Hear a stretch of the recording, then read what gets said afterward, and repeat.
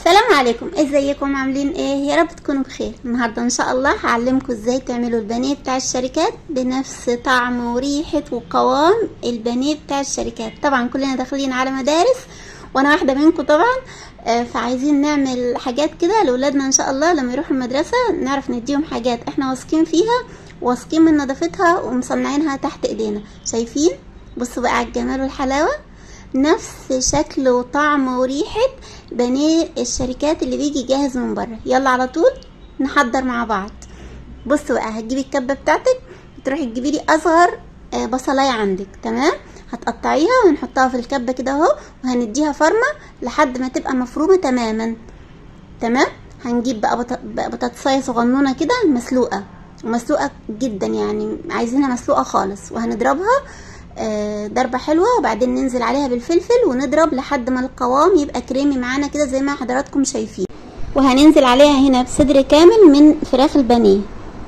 شايفين البهارات دي جميلة يا بنات؟ دي البهارات بتاعت الفراخ المشوية، والتاني ده بهارات 11 كنور، 11 بهار بتوع الكنور. هننزل بالكيسين دول، كل واحد فيهم هناخد نصه، تمام؟ وهننزل عليهم كمان بمعلقة صغيرة من الملح.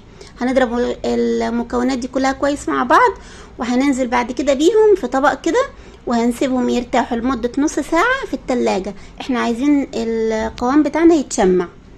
تمام. عندنا هنا طبق فيه زيت، وطبق تاني فيه دقيق، وطبق فيه كريسبي ده بنجيبه من عند اي بقال. لو ما فيش كريسبي عندك ممكن تستبدليه بقسماط مطحون. تمام. وطبق فيه ميه متلجه. هناخد كده قطعه من الخليط بتاعنا ونشكلها بقى زي ما احنا عايزين. انا حبيت اشكلها كده زي اللي بتيجي جاهزه بالظبط، وهننزلها كده في الدقيق مش عليه اي اضافات، وبعدين هننزلها في الميه الساقعه، ميه ساقعه متلجه، وهننزل بعد كده على الكريسبي. زي ما قلت لكم الكريسبي ده تقدري انك تجيبيه من اي واحد بتاع بهارات او عطار، هتلاقي عنده الكريسبي ده. لو مش عندك تقدري ان انت تستبدليه ببقسماط. تمام. بس الصراحه الكريسبي بيدي نفس طعم الفراخ البانيه اللي هي بنجيبها من بره. بصوا بقى يا بنات، شايفين؟ بصي يعني بالظبط زي الشكل اللي بنجيبه من بره. هنحطه كده اهو في الطبق، وبعدين هكمل الكميه اللي عندي كلها. الكريسبي خلص مني هنا فبصوا ما عملش معايا غير 12 قطعه بس. الكميه الموجوده بتاعه الخليط تعمل قدها 3 مرات تاني. يعني اللي انا عملته معاكم النهارده ده يعمل 50 قطعه من الفراخ البانيه اللي بنجيبها بتاعه الشركات. انا هنا خدت الربع بس من الكميه اللي عملتها، الربع عمل معايا 12 قطعه.